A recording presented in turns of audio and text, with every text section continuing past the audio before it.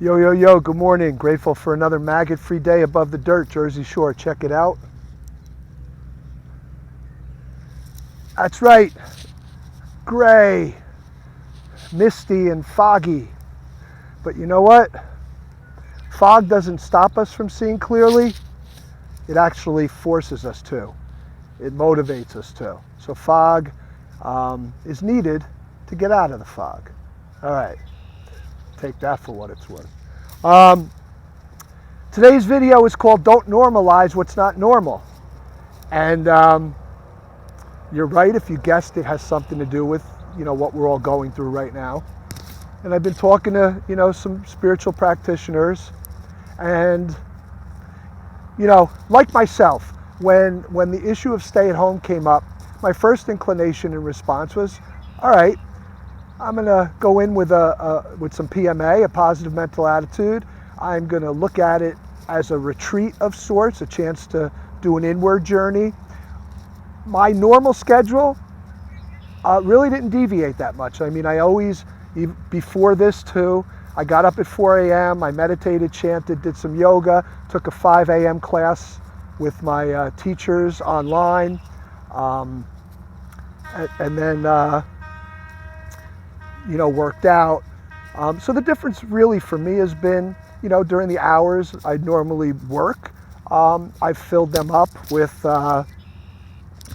reading, writing, playing music, writing music,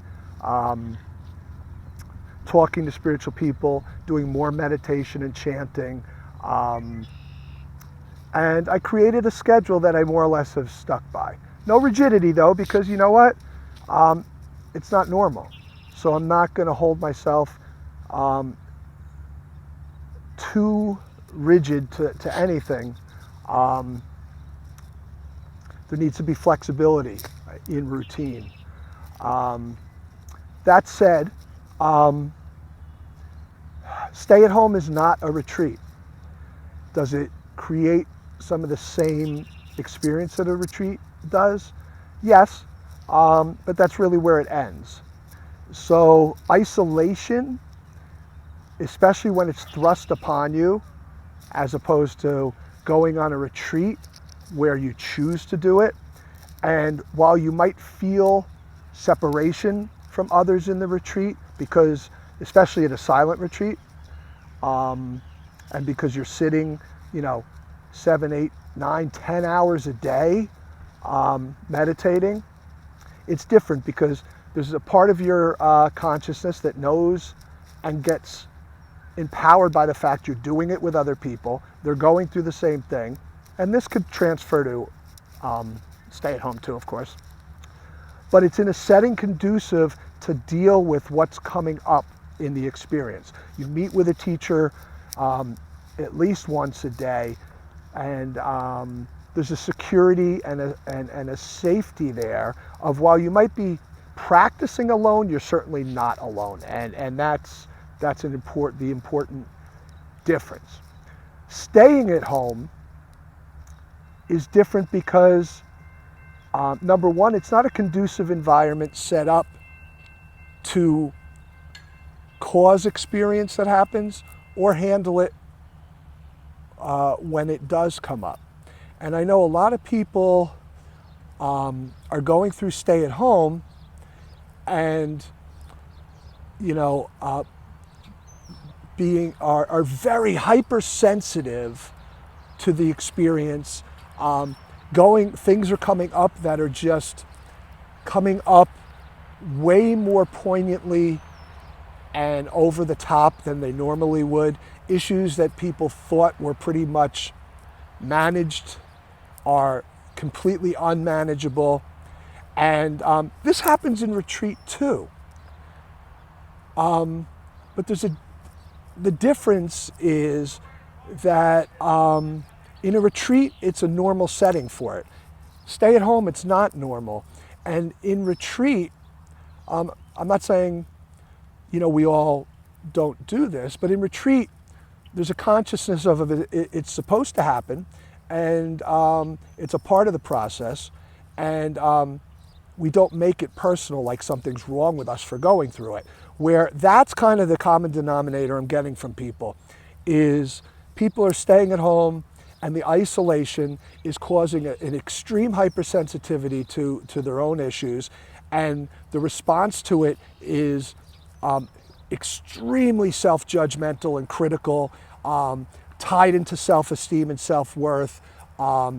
People are not are responding in a really negative way to themselves about themselves, and kind of doubting their own spiritual progress, doubting where they were before this happened, and really punishing themselves for going through it, where you generally don't do that in retreat. I mean, it happens, but for the most part, you don't blame yourself so much. Anything negative that happens in a retreat, in stay at home, is like on fucking the worst steroids you could ever put mental and emotional well-being on. It's just to the max. And what I really just want to say is, understand that what's happening in stay at home is not happening from a healthy, normal place. Retreat starts healthy. This is not started healthy. We might think it has, but it hasn't. We're going into the staying home experience with a lot of fear, anxiety, anger, or a lot of stuff that is based on having to stay at home and what's going on with the virus. As opposed to when we go to retreat, we're not angry about going on retreat. We chose to, we want to. And that's a huge difference. So if you're getting down on yourself about what's going on with you in your stay-at-home experience, understand it's not a normal experience, and what's happening from it is not normal, and you shouldn't normalize it, right? Don't normalize it. Don't own it as something you need to identify with. That's you. It's a new experience that comes with so much unknown. And, for us to think what's going on is normal and react the way we do is worse than kind of what we're going through. It's like what we're adding to it by normalizing it and then punishing ourselves over it is even more harmful than the experience itself. So, be kind, understanding, compassionate to yourself, and kind of get in the mindset of, you know what, everything I'm going through right now is not necessarily valid. It's happening. I got to deal with it, of course. I'm down in the dumps. I call somebody, whatever. Do what you got to do. But kind of have the attitude of, it's just the symptoms of a completely unnatural, unnormal, stay-at-home, quarantine, virus experience that I would not be having at all. So don't make it part of you, and especially don't carry it out when things go back to as normal as they can be. Don't carry it out as baggage. Just let it come and go. It's nothing. It's not you. Deal with it, but it's not a benchmark for where you're at spiritually, where you're at in your wellness. So have a grateful, maggot-free day above the dirt. Peace out.